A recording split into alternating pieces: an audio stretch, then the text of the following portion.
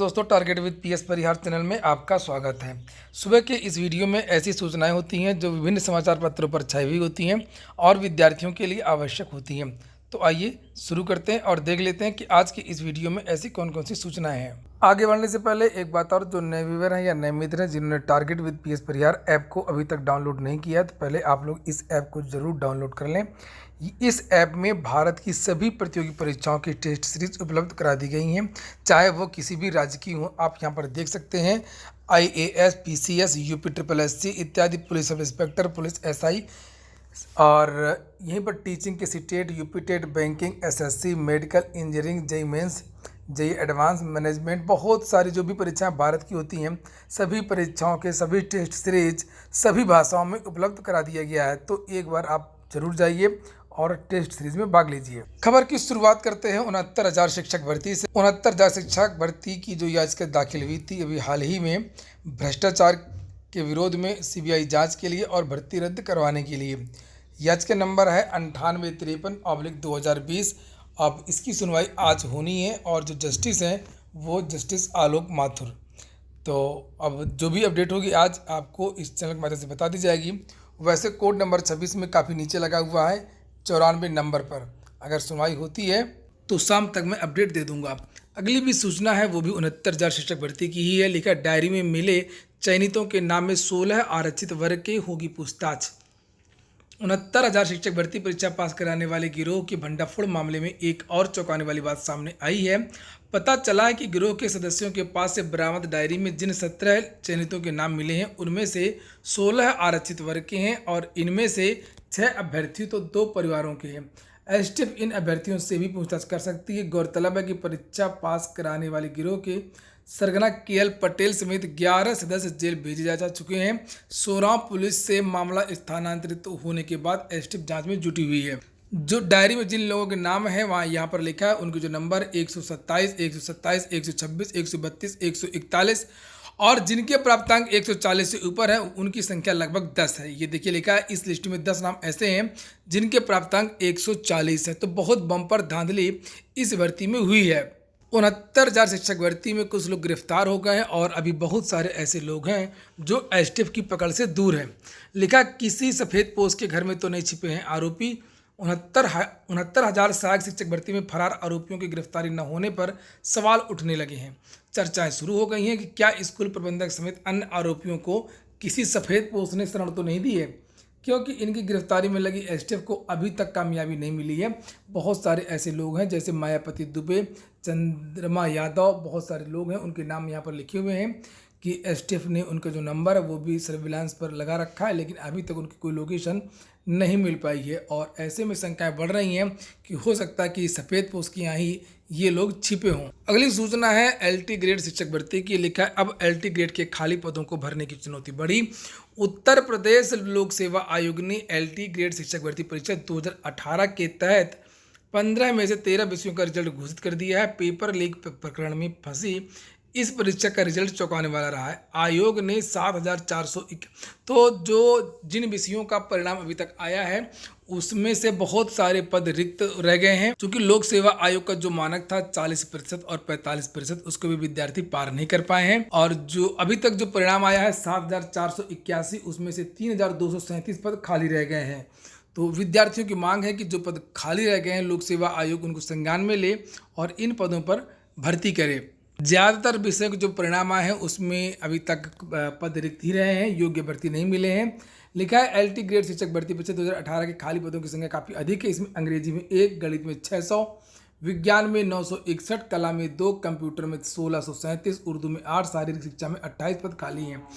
तो साइंस वर्ग के जो विद्यार्थी हैं वो ज़्यादा फेल हुए हैं और आर्ट के जो विद्यार्थी हैं वो ज़्यादा पास हुए हैं। जैसे कि सोशल और हिंदी इत्यादि का परिणाम आना है, उसमें कट ऑफ ज़्यादा जाएगी। 2 विषयों का परिणाम जारी अभी तक नहीं हुआ है, हिंदी और सोशल का। लिखा है कि चूंकि उसकी जो जांच है वो STF कर रही है और अब सरकार के आदेश के बाद ही लोक सेवा आयोग रिजल्ट जारी करेगा। ये देखिए यहाँ पर ये लिखा हुआ है।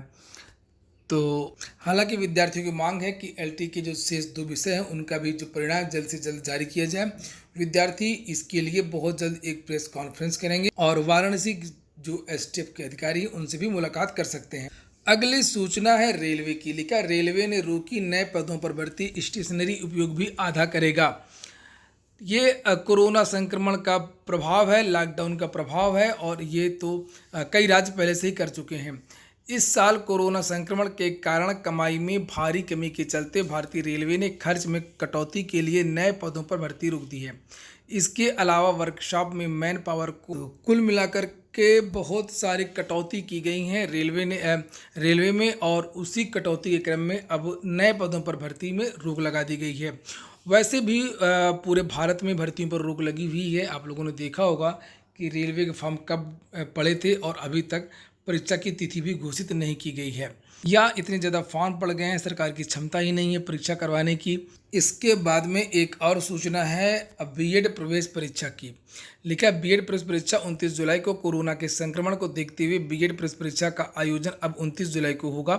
शासन से निर्देश मिलने के बाद रविवार देर शाम इसकी तारीख जारी कर दी गई। लखनऊ विश्वविद्यालय के प्रवक्ता डॉक्टर दुर्गेश श्रीवास्तव ने बताया कि कोविड-19 से बचाव हेतु जारी गाइडलाइन को सुनिश्चित करते हुए ये प्रवेश परीक्षा कराई जाएगी। पहले ये परीक्षा 8 अप्रैल को होनी थी, इसके बाद 22 अप्रैल को परीक्षा आयोजित करने का आदेश जारी किया गया था, मगर कोविड-19 के कारण इसे स्थगित कर दिया गया। दोस्तों, आगे बढ़ने से पहले एक बात और, अगर आप लोगों ने अभी तक इस चैनल को सब्सक्राइब नहीं किया है तो सब्सक्राइब कर लें, और जो मित्र पहले ही सब्सक्राइब कर चुके हैं वो लोग इस वीडियो को लाइक जरूर कर दें। अगली सूचना है इलाहाबाद हाईकोर्ट की। इलाहाबाद हाईकोर्ट की 132 पदों के लिए जो भर्ती हुई थी समीक्षा अधिकारी की, रिव्यू ऑफिसर की, उसका लिखित परीक्षा का जो परिणाम है वो जारी कर दिया गया है। लिखा है कि इलाहाबाद हाईकोर्ट ने समीक्षा अधिकारी स्टेज 1 का रिजल्ट जारी कर दिया है। आरओ के 132 पदों पर भर्ती के लिए स्टेज 1 की परीक्षा इस साल 12 जनवरी को आयोजित की गई थी। इसके बाद कंप्यूटर पर टाइप टेस्ट होगा, फिर अंतिम चयन परिणाम जारी किया जाएगा। स्टेज 1 का रिजल्ट आने के बाद अभ्यर्थी मांग रहे हैं कि उत्तर प्रदेश लोक सेवा आयोग की तर्ज पर हाईकोर्ट भी एक ऐसी विज्ञप्ति जारी करे जिसमें अभ्यर्थियों से पूछा जाए कि अगर वे अपना अभ्यर्थन निरस्त कराना चाहते हैं, यानी कि उनका सिलेक्शन कहीं और हो गया है और उनको समीक्षा अधिकारी की नौकरी नहीं करनी है, तो वो आवेदन कर दें ताकि मेरिट में नीचे रह गए छात्रों को मौका मिल सके। और वाकई ये अच्छी पहल है, ऐसा करना भी चाहिए। इसके बाद में अगली सूचना की परीक्षाओं पर आज खत्म हो सकता है असमंजस। जेईई, नीट और सीटेट, सीबीएसई आज इस पर निर्णय लेगा। लिखा मानव संसाधन एवं विकास मंत्रालय की अहम बैठक पर टिकी निगाहें, छात्रों की सुरक्षा पर रहेगा जोर। केंद्रीय माध्यमिक शिक्षा बोर्ड की 10वीं और 12वीं की बची परीक्षाओं सहित जेईई मेंस और नीट की जुलाई में प्रस्तावित परीक्षाओं को लेकर के सोमवार को संशय समाप्त हो सकता है। आज अभिभावकों के दबाव व कोरोना के संक्रमण को देखते हुए मानव संसाधन एवं विकास मंत्रालय पहले ही परीक्षाओं को टालने के संकेत दे चुका है, लेकिन अब इस पर अंतिम मुहर लग सकती है। वैसे भी 1 जुलाई से प्रस्तावित सीबीएसई परीक्षाओं पर मंत्रालय को निर्णय लेना है, क्योंकि परीक्षाओं के लिए ज़्यादा समय नहीं बचा है। मंत्रालय के लिए परीक्षाओं को लेकर के सोमवार को कोई निर्णय लेना इसलिए भी जरूरी माना जा रहा है क्योंकि सीबीएसई की 10वीं और 12वीं की बची परीक्षाओं को लेकर के सुप्रीम कोर्ट में भी एक याचिका लंबित है। तो ये जो याचिका है वो कोरोना संक्रमण को लेकर के है कि विद्यार्थियों को कोरोना का संक्रमण हो सकता है, इसको लेकर के याचिका डाली गई है। और जो भी अपडेट होगी आज आपको शाम तक मालूम चल जाएगी, और इसी मीटिंग में सीटेट पर भी निर्णय लिया जा सकता है। इसके बाद में एक और सूचना है, लिखा है डीएलएड प्रवेश प्रक्रिया जुलाई में। बेसिक शिक्षा विभाग की डीएलएड की प्रवेश प्रक्रिया जुलाई में शुरू करना चाह रहा है, जबकि निजी कॉलेज चाह रहे हैं कि स्नातक की परीक्षा होने के बाद ही इसकी प्रवेश खोले जाएं। DElEd diploma in elementary education में स्नातक अभ्यर्थी ही प्रवेश ले सकते हैं। परीक्षा नियामक प्राधिकारी इसके लिए जुलाई में प्रवेश प्रक्रिया शुरू करने का प्रस्ताव शासन को भेज रहा है। डीएलएड की प्रवेश प्रक्रिया हर वर्ष जुलाई में शुरू होती है और सितंबर से पढ़ाई शुरू की जाती है, लेकिन निजी कॉलेज इसका विरोध कर रहे हैं और वह लगातार विभाग और शासन को पत्र भेजकर इसका विरोध कर रहे हैं। लॉकडाउन के कारण विश्वविद्यालय अपनी परीक्षाएं अभी तक नहीं करा पाए हैं। जुलाई में विश्वविद्यालय अपनी परीक्षा करवाना चाहते हैं, वहीं बीटेक में भी आखिरी सेमेस्टर की परीक्षाएं अभी बाकी हैं। तो जब तक विद्यार्थी स्नातक नहीं कर लेंगे, पास नहीं हो जाएंगे, उनकी परीक्षा नहीं हो जाएगी, परिणाम नहीं आ जाएगा, तब तक के लिए डीएलएड का जो एंट्रेंस है उसको रोका जाए। ये जो दूसरे विद्यालय हैं या विश्वविद्यालय हैं वो इस पर रोक लगा रहे हैं। यूपी में जो डीएलएड की जो सीटें हैं वो हैं सरकारी सीटें 10,600 और प्राइवेट सीटों की अगर बात करें तो 2 लाख से ज़्यादा सीटें हैं। तो ठीक है दोस्तों, ये हो गया आज का वीडियो अगर आपको अच्छा लगा हो तो लाइक अवश्य कर दिया करें। जिन मित्रों ने चैनल को अभी भी सब्सक्राइब न किया सब्सक्राइब कर लें। और अगर आप लोग कुछ पूछना चाहते हो, कुछ कहना चाहते हो तो कमेंट बॉक्स में कह सकते हैं। पूरा वीडियो सुनने के लिए बहुत बहुत धन्यवाद।